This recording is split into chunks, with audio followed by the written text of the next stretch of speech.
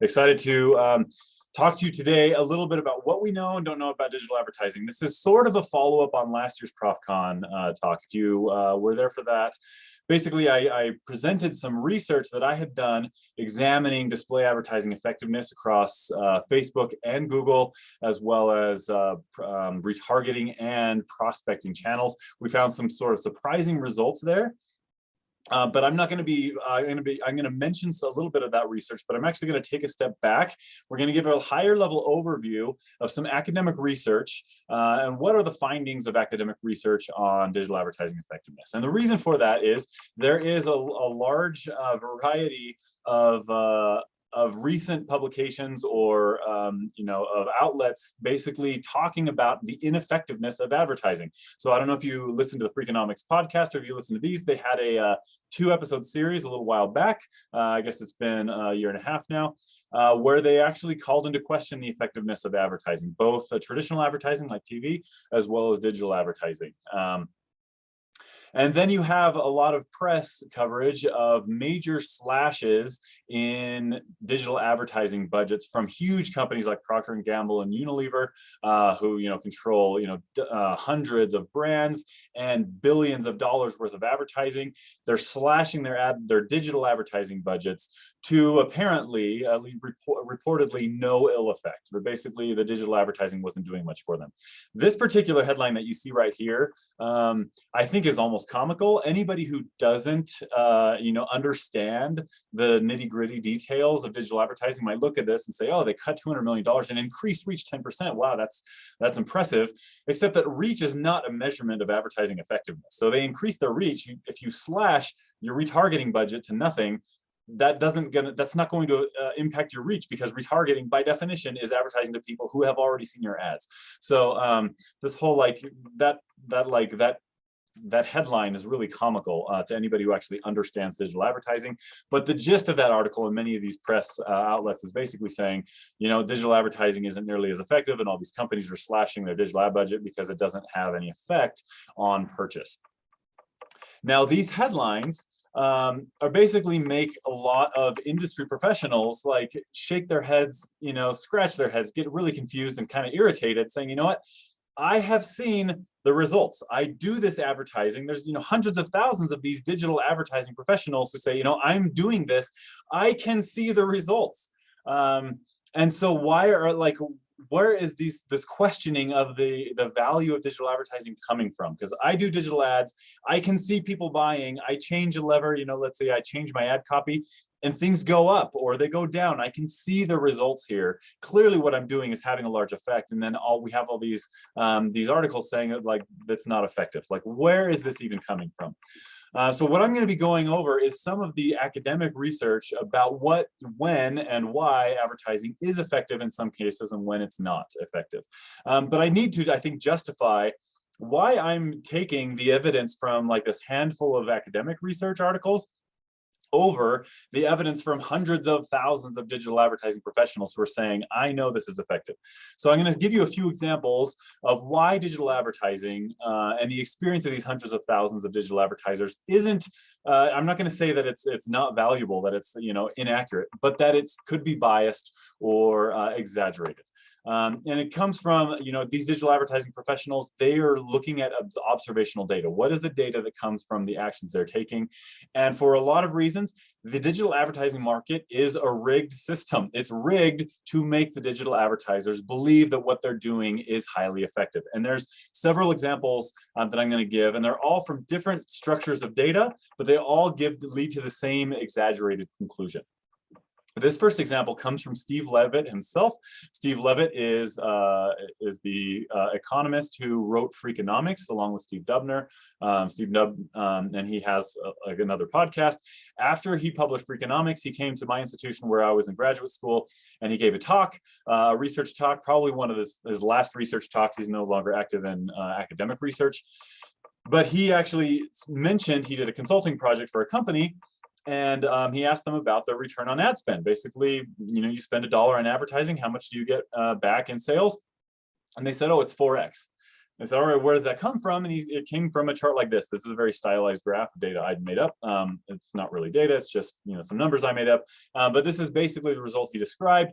What they said, you know what, well, we ran a regression. If you run a regression on these numbers, you can see that 1 month, and let me go back to the actual months.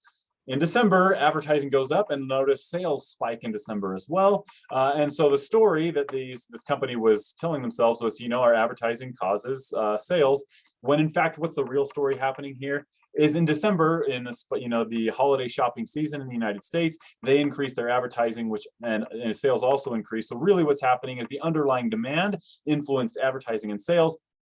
And so really they had no idea what the true impact of their advertising was. If you do a simple analysis like this, it gives very, exaggerated results. And this is classic endogeneity, which I talk about in one of the cases. It's a little technical for most undergrads, but it's a really interesting topic nonetheless. But I think you can understand basically this spike in advertising is not a causal effect. The advertising is not causing the sales there. It's really the December holiday shopping season is causing the sales to go up. And we don't know what the effect of the advertising really is. Another thing to consider, this is, your typical analytics report from Google where it's reporting a bunch of different channels, and then it's giving you some attributions. It says, here's the traffic that produced the sale. And if it's using last click attribution, usually when we see this report, we're giving lessons on beware of last click attribution. That $119,000 that came from organic search might not have been fully from organic search. It might have been other contributing factors that actually caused them to do the search.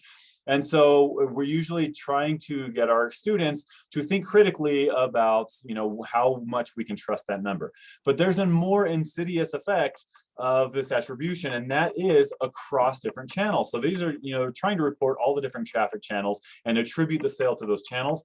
But what often happens is that you have a separate report from Facebook, and your Facebook is reporting, $80,000 or 80,000 pounds of sales. What is that? Or 40,000 pounds converts to, I think, about $80,000 worth of sales on Facebook. And yet a lot of that money is Facebook is saying, hey, we have caused, or we have generated $80,000 in sales for you.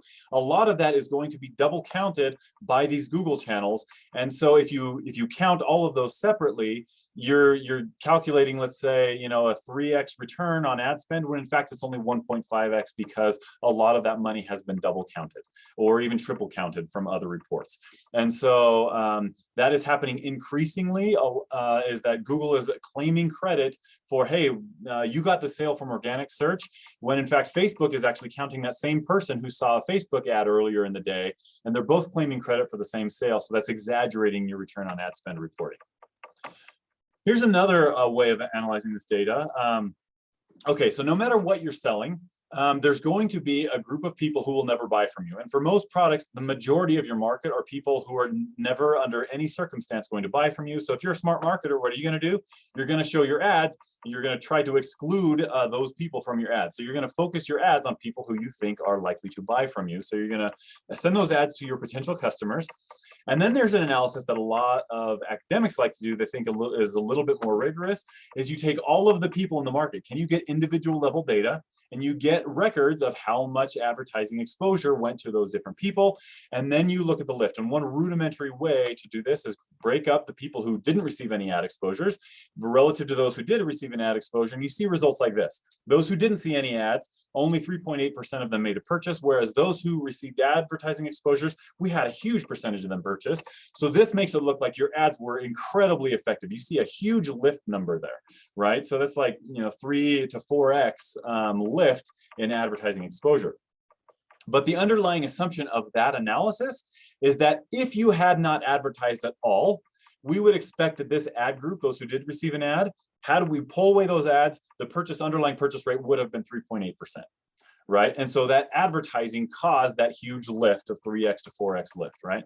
And that's absolutely unrealistic. That's totally exaggerated, because who did we advertise to? The people who were more likely to buy from us. So if we had not advertised to those people, the purchase rate would have been much higher than 3.8%. So this is, again, exaggerating the extent to which our ads are causing those sales. Finally, one last analysis. Let's look at paid search. Okay, paid search is one that's really sort of like an enticing channel, because somebody does a search for what we sell, we advertise to them, they click on our ad, and then they buy from us. How could there be any more clear, straightforward evidence that our ad is causing a sale? If our ad hadn't been there, a competitor's ad would have been there. They would have clicked on the competitor's ad, bought from the competitor. Those are lost sales. We definitely want to advertise on paid search. Well, if you look at those numbers, specifically look at that 2,378 conversions that came from paid search in this particular report that I found online. The assumption that we often make is if we had not been advertising, our competitors would have gotten those 2,378 sales. But for many sellers, that would have been the case, that they would have skipped over those paid search ads and gone to your organic search result, and you would have gained those sales without paying any money. So your return on ad spend, you're calculating, some 3x return on ad spend. In fact, it's actually negative, because none of those sales, all of those sales would have happened anyway. None of those sales are incremental. We're not adding any sales. We're just transferring them from our free channel, our organic results, to our paid search results. And so all of those are just different examples of the way that this system is sort of rigged to make digital advertisers believe that their ads are producing high, positive returns, when in fact they might not be doing so. Okay, so what I'm going to be doing is showing you some academic research that I think provides some compelling accounts for when advertising does and does not work. And we're going to try to integrate all of these lessons to figure out when we can be certain that they'll work. And the first example is one that was actually that was looked at heavily in that Freakonomics podcast. They talked to Steve Tadelis, one of the co-authors of this paper. This paper came out in Econometrica in 2015. It was based on an experiment done at eBay on both Bing and Google search ads. And the chart you're seeing here is the very straightforward chart of the branded search ads. So basically, for a select number, about a third of their geographic regions, they just shut off search ads totally. And then they use that method to triangulate what was the actual effect, the incremental sales being produced by those paid search ads. The charts you're seeing here is specifically for branded search. So when they turned off any search for eBay Motors, eBay Stereo System, eBay whatever that had eBay in it, if you see on that left chart, when they shut off the Bing ads, all of that traffic went to the natural result. So basically, anybody who searched for eBay Stereo System, if they shut off the paid search ads, they just looked for eBay organic result and went there. And I think the number was something like 99.7%. So basically 99.7% of the searches that would have gone to paid search, when they turn off paid search, they went to organic instead. So basically, for their branded search terms, that made no difference. Their paid search ads brought in nothing. And this is something that there's a lot of people who cite this research who cite it incorrectly and don't recognize that these charts came from their branded search. They did a further analysis on their unbranded search terms. So somebody searches for stereo system. When they search for a stereo system, their paid search ads did have an effect. They did actually generate additional sales, and they generated additional search volume, but the return on ad spend was negative. They actually didn't get a positive return on that, because some of that traffic, a large portion of that traffic, would have come in through organic, not all of it, but for the unbranded search terms, a lot of that traffic would have gone through the organic search terms. Okay, so this was a very convincing and very compelling set of research showing that the paid search results and the reports were greatly exaggerated, right? This came out in 2015. It's a famous research study by academic standards, made pretty large waves in the academic community. What do you think the effect was on Google's search revenues? Did they drop by 5%, 10%, 50%? As far as I know, they didn't drop at all. We have this very compelling result showing us that paid search ads aren't as effective as we believe them to be. And yet that didn't change anybody's behavior. Paid search ads are still a very captivating and enticing channel, because you have these digital advertisers who say, I spent all this money, advertising and marketing to my customers, and they're just about to buy from me, right? They do the search, they're just about to buy. I do not want to let a competitor come in and steal that customer at the last second, right? We're just about to get this very lucrative sale. If we don't do our paid search ads, there's a high likelihood in their mind that our competitors are going to steal them away from us. Okay, so what can we learn from these results about truly when are paid search ads effective? One thing we need to consider is, are our customers using the search engine for purchase advice, or are they using it simply as a navigation tool? Usually, when we are choosing our search terms, we teach our students to consider the purchase intent. Does that search keyword have purchase intent behind it? If they don't have purchase intent, we don't want to advertise to them because they're not going to buy from us. If they do have purchase intention, we do want to buy from them. An equally important, or maybe more important consideration is, how are they using the search engine? Is this search term a navigation tool search term or a purchase advice search term? So consider a stereo system. Somebody does a search for stereo system. What are they looking for? They're asking Google, I want to buy a stereo system. Where should I buy that? And what stereo system should I buy?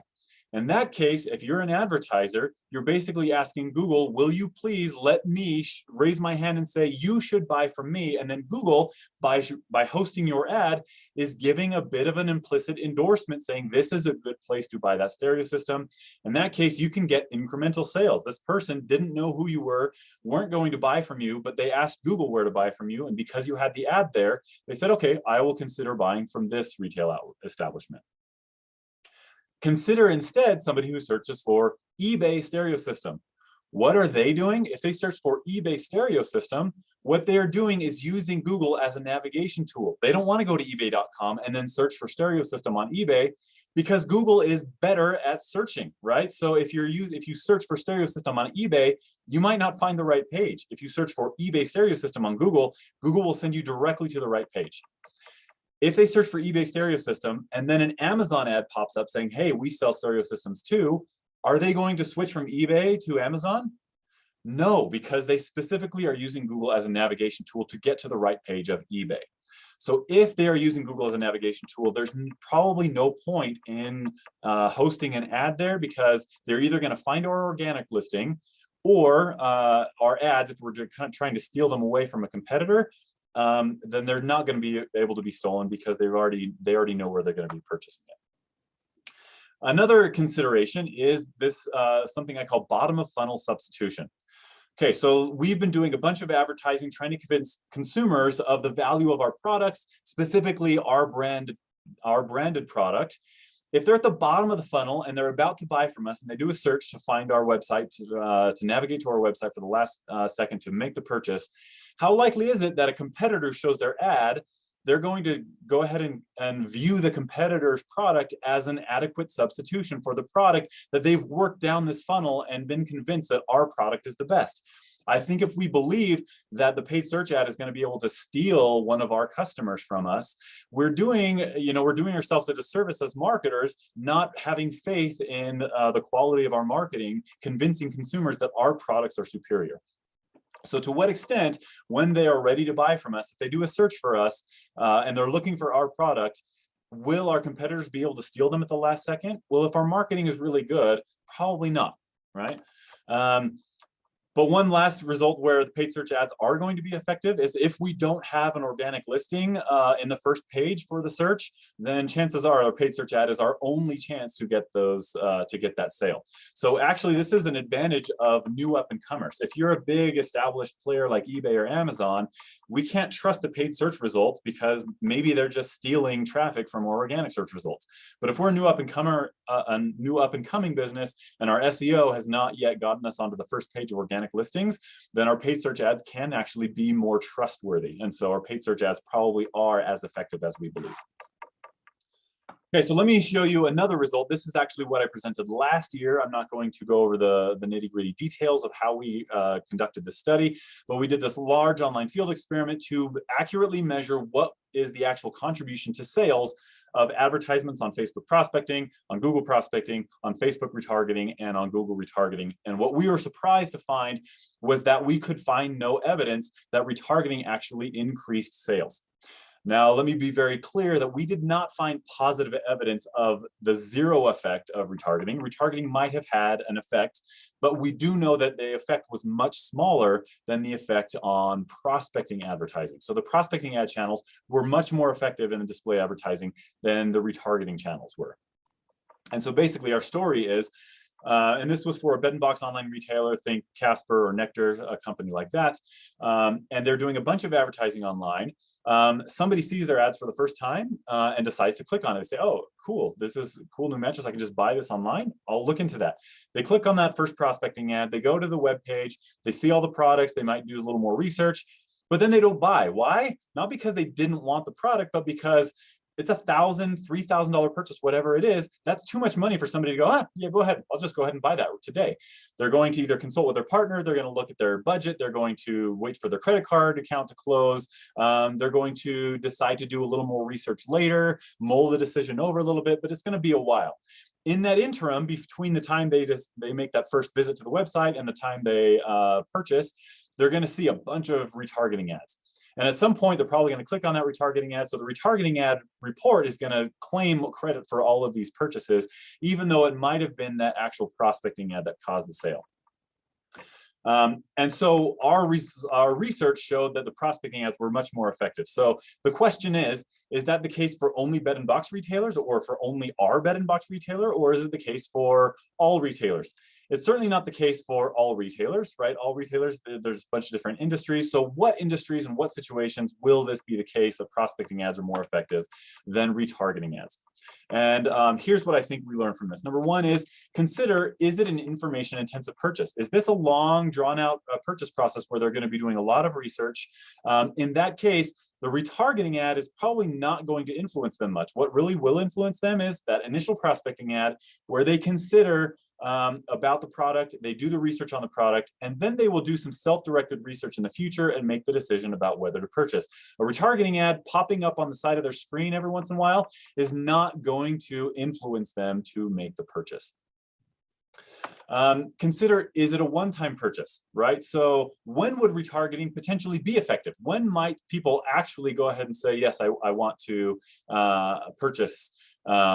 And that might be when it is a repeat purchase. Let's say you have this product you like and you have to buy it every couple of months. You need to replenish it, and some ad pops up reminding you of this particular brand of salt that you purchase online. You might say, oh yeah, I do need to refill my salt, and you might click on that. That might be when retargeting is effective. But when you're doing this one-time purchase like a mattress, and it's a very information intensive, very directed purchase, that retargeting ad is not going to make you go, oh yeah, I did want to purchase that mattress. Here's $1,000, right? That's just not the way the purchase process works for these large one-time purchases. Right now, I'm going to say probably the most controversial thing I'm going to say in my whole talk. And that is, as marketers, I think we very often exaggerate the extent to which we can facilitate the customer journey. If you've worked at, I think most companies, especially companies where they're doing these long one-time purchases for expensive products, they often do very intricate, detailed customer journey mapping. They talk about, okay, there's this ad exposure we're trying to facilitate. Depending on their action there, we want to follow up with an ad in this other channel and this ad here, and we have arrows going to all sorts of ways, and there's this like 10-step process to the purchase, right? So there's this initial ad and these all the follow-up ads, and then potential other ads in other channels, and then emails and all these different things until you finally get the purchase, right? I don't believe customer journey mapping. I think we exaggerate the extent to which we facilitate these long customer journeys. What I believe really happens is there's one ad that sparks that customer journey that makes them consider our product, and then customers self-direct along this journey. We have very little ability to actually walk them step by step down this customer journey.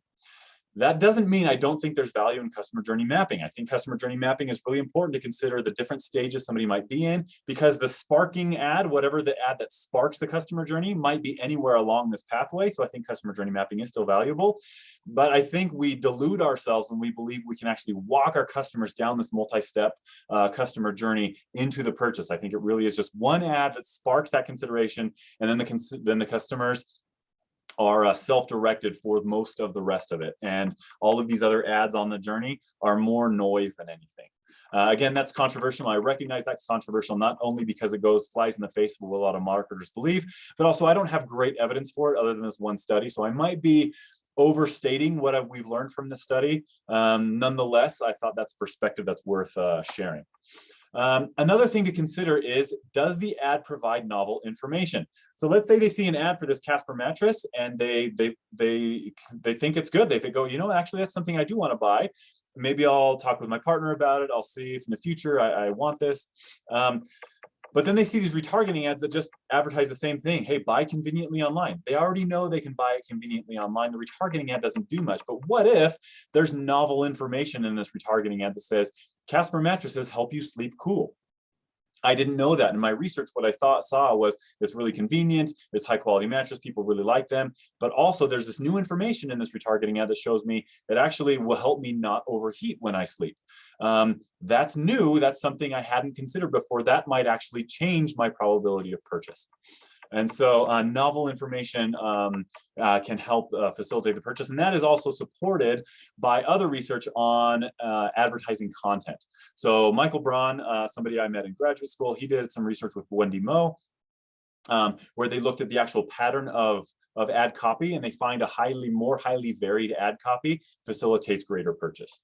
So I think that's some important lessons there. Here is some research from an unpublished paper so far. This is a working paper. This will clearly get published somewhere very soon with this set of authors. Brett Gordon is sort of one of the geniuses of marketing, and he's got some serious connections at Facebook. So I'm so jealous of what he's been able to do. This paper, they actually looked at lift experiments on Facebook. So both Facebook and Google have the ability to do field experiments with rigorous measurements of the lift of your advertising. And so the methods they use are actually like vetted by academics. They say these are actually trustworthy field experiments. There's lots of ways to run field experiments that will exaggerate the results of your advertising. These lift experiments do not exaggerate the results.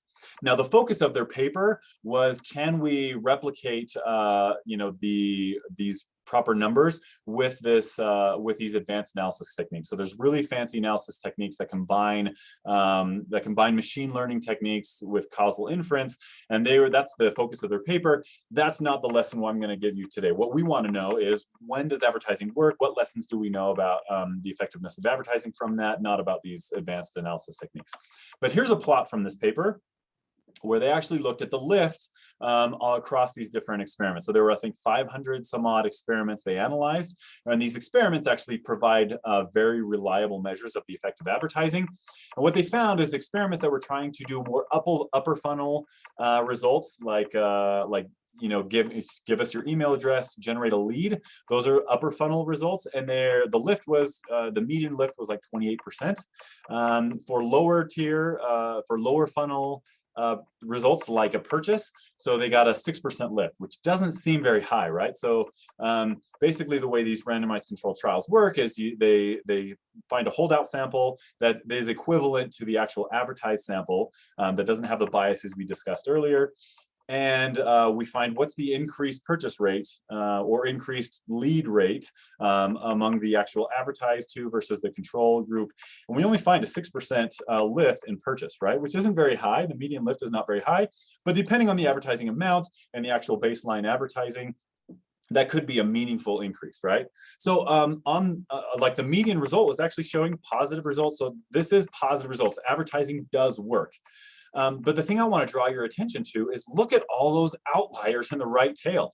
This is on a log scale, because there are a number of advertisers who are getting like a 400% lift in the purchase rate from the unadvertised to group, right? 400%, 1600%, or 16. What is that? 1600%. So we're getting 16x lift, and not just in like 1 or 2 outliers. These are dozens of these studies produce these incredible lifts in advertising. So I think that's a really important lesson for us as far as our advertising goes. The value of advertising on median, it just gives you sort of a meaningful but not humongous lift. But there is a large portion, or at least a meaningful portion, of advertisements that lead to this enormous lift in advertising. So it does make sense to really focus in on, can we execute at a high level? If you execute at a high level, sometimes you can get this enormous returns on your advertising.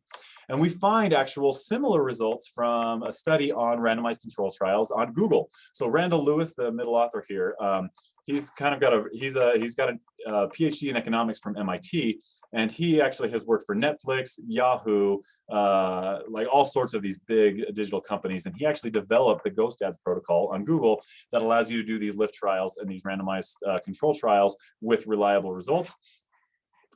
So he published the paper, the Ghost Ads paper. I believe that was Journal Marketing Research if you're interested, but they did a bunch of field experiments. They never published this paper in an academic journal, but these guys are really top-notch guys. And what do they find? The median lift estimates, again, are similar to what we find on Facebook. 16, 20% as the median for visits. That's an upper level results. How much lift do we get in the actual traffic versus the lift in conversions, about an 8%. But look at the average. The averages are huge because we have a ton of outliers and that right tail that like we've observed before. So we do get, so there are some who can get enormous lifts. So it makes sense to really focus in on doing, on executing at a high level on your advertising. Another thing too that they make a point in this paper, and this is a really interesting point that I think is very often ignored, is that the elasticities for purchase from the visit, from traffic to purchase, is only around 50%. What does that mean? I think this table is gobbledygook. I even read the paper and this table is still a little bit confusing. So let me illustrate this for you in a little clearer way. Okay, so let's say we have our baseline traffic, our typical, and this is very stylized numbers, out of 100,000 sessions, about 5% of them end up adding something to the cart, and then 40% of those end up converting. So we have a 2% conversion rate. So 100,000 sessions typically leads to about 2,000 conversions. Okay, let's say we do some advertising and we get these 10,000 incremental sessions. So these are the new sessions that resulted from our advertising. Our typical assumption would be that these 10,000 sessions should lead to about 500 add to carts and about 200 conversions, right? Our 2% conversion rate from these 10,000 incremental ad sessions that came from our advertisements. What actually happens, and this is what they find in the paper and test, is that the pattern is more like this. Instead of the 500 add to carts and 200 conversions, we're going to get about 300 add to carts and then 100 conversions. We get half as much purchase conversion from these incremental ad-induced visits than we get from our baseline visits. That is something that I think if you really think about it, it makes sense and it's absolutely true. This is just an example of diminishing marginal returns on your advertising.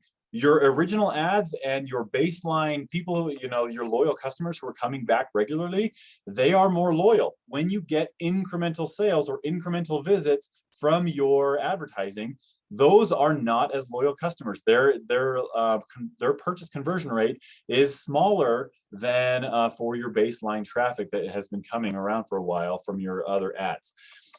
That is diminishing marginal returns, and that is all over the place in business, and we often don't recognize these diminishing marginal returns that are happening all over the place.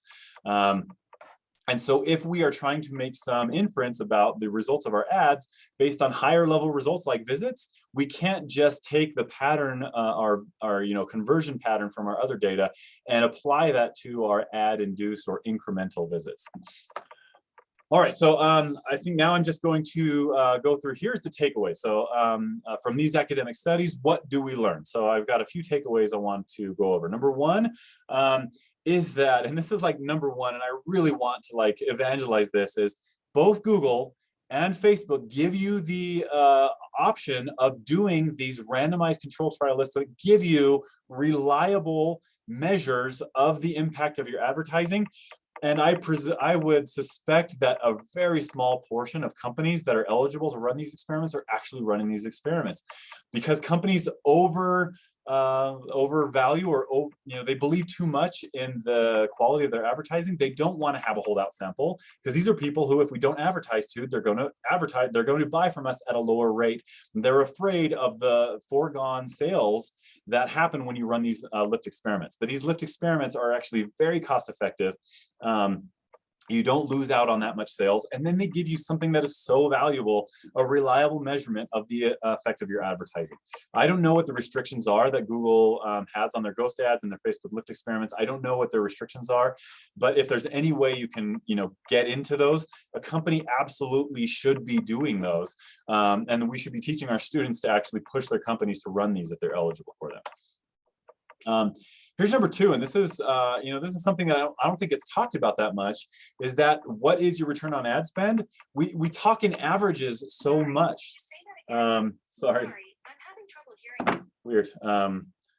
I think my watch, sorry, was thought I was activating it. So what we don't recognize is that we talk about averages so often in advertising that but averages are inappropriate for distributions that are so highly skewed like this, right? The average result, we get, like, if our return on ad spend is 3x, we think, okay, if the average result is 3x return, some people are going to get 3.5, some people are going to get 2.5, but the average is 3. That's not how it works. What really happens is if the average lift is like a 28%, it's not like some people get 27%, some people get 29%, the average 28. It's like some people are getting 0 and some people are getting 400%, right? We have this incredible skewness, which means we really want to focus in on execution, because we could be one, if we have a chance to be one of those 400x% or 400% lift, we want to be that, right? So we really want to focus on execution, targeting everything about our advertising, because there's a good chance that our advertising has 0% return, but there's also a decent chance that we could have a 400x or 400% return. So we really want to focus on execution there. One thing is beware of retargeting, and especially beware of retargeting attribution. The advertising channels are set up to make you believe your retargeting is giving you incredibly high returns. That might not be the case. So consider, do we have a one-time purchase? Is it a long purchase cycle? Is it an information-intensive purchase? In all those cases, retargeting is not as likely to be as effective as the reporting is telling you. Another takeaway, brand keywords on paid search, almost guaranteed to be a negative prospect, right? Like, you're not going to get a positive return on brand search keywords, because if they're searching for your brand, you are going to be the top organic result if your SEO guy has or gal has any skills at all. You're going to be that top result, and so your paid search ad there is probably just going to be stealing traffic from your organic result. And that's actually, and if you're nervous to take away your paid search ads from your branded terms, run the experiment. This is probably the easiest experiment there is to do, aside from an A/B test, is to turn off branded keywords in a couple geographies, randomly selected geographies, and see what the actual sales impact is on that. I actually ran this study on paid search, branded paid search keywords, for that bed and box client that we ran that field experiment with this display ads. We also ran a field experiment on their paid search ads. All of their paid search ads were on their branded search terms. Of course, they believed their branded search was doing it a lot because the reports told them as much. And they're in a very competitive market, right? If they don't advertise, Casper, Nectar, all these other bed and box categories are going to come in, advertise on those branded search terms, and they're going to steal their customers away. Only they don't steal the customers away, because if somebody is searching specifically for that branded mattress, if somebody searches for a Casper mattress, they're using Google as a navigation tool to get to the Casper website. If Nectar comes in and says, hey, Nectar, we've got Nectar mattresses for $100 cheaper than Casper, are they going to switch to Nectar?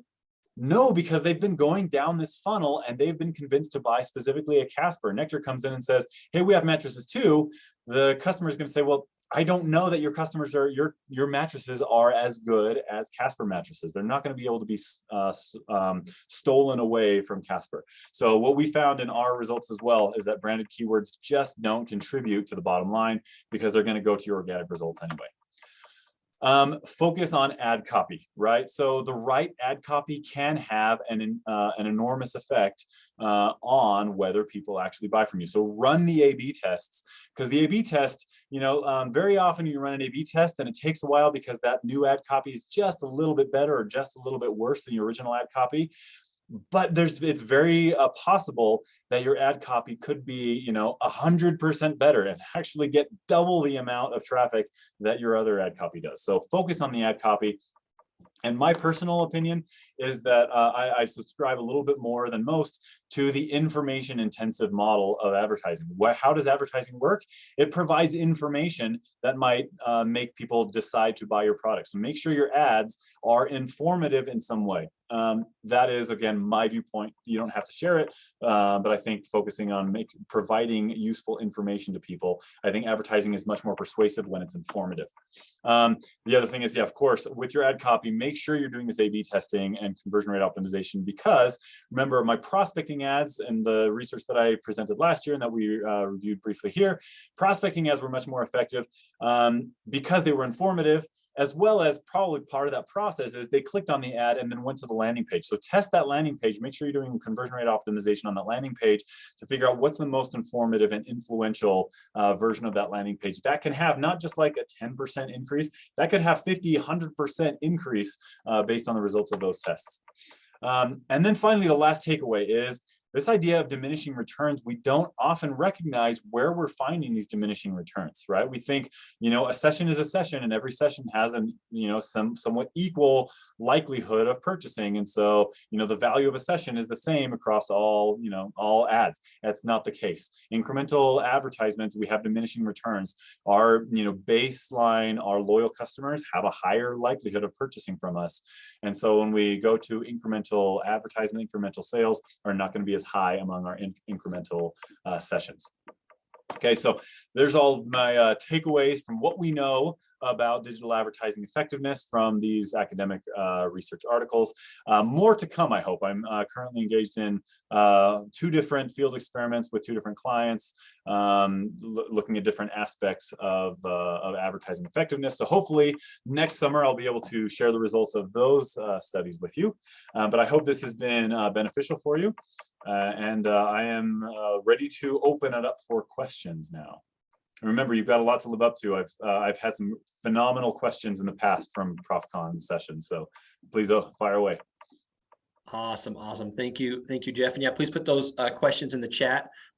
So a few here we'll start going through. So obviously this product was a bigger one-time purchase. How do you think this research applies to frequently purchased or a low-cost product?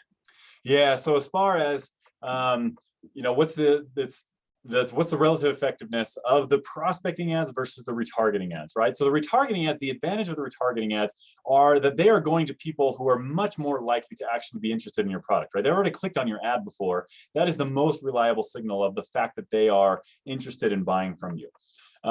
But the downside of the negative side or the disadvantage that retargeting ads have is that, they already know the information, they already know about you. How are the retargeting ads going to actually affect them? And it might affect them if there's some novel information that I mentioned before. There's something new about the product that they haven't learned, but it has to be something that you can communicate in just a few words, right? Because if it's a prospecting banner ad, at least, or a retargeting banner ad, there's only a couple words on there. Can you portray new information in just those few words? Or retargeting ads might be effective if all they need is the reminder, right? They do need to buy it.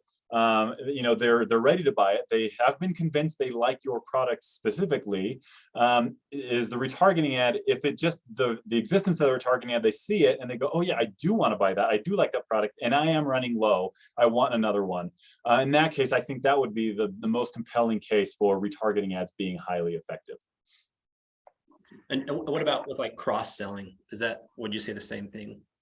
Yeah, so a good example of that would be, okay, so let's say, like if Amazon, you buy something on Amazon, and then because Amazon's very sophisticated, they know exactly what you bought, they know the products that usually go along with that. Is a retargeting ad from Amazon advertising that other product, is that likely to be effective? Again, I think that's one I can't really speculate with really strong opinions, just because it's sort of, I think it depends on the context. Right. But I would, yeah, I would say I think that has to be an empirical question. I don't think we have enough information. Again, remember the title of the talk was what we know and don't know about digital advertising effectiveness. And that's the one where I say, yeah, we don't know. It's really an empirical question. You have to test it and see. Definitely. And then we had someone chat in. They'd love to hear a little more about on being information intensive. well, here, they said, well, people don't read ads all the time. Their position is that if they're interested in a product, they'll be more likely to read the ad. Yeah, so basically what I'm saying is, like, a lot of these press articles are talking about the ineffectiveness of advertising. I think it's because as marketers, we exaggerate the extent to which we can be persuasive just based on, flashy, cool taglines, things that aren't informative. It's simply like, we talk a lot about the brand connection.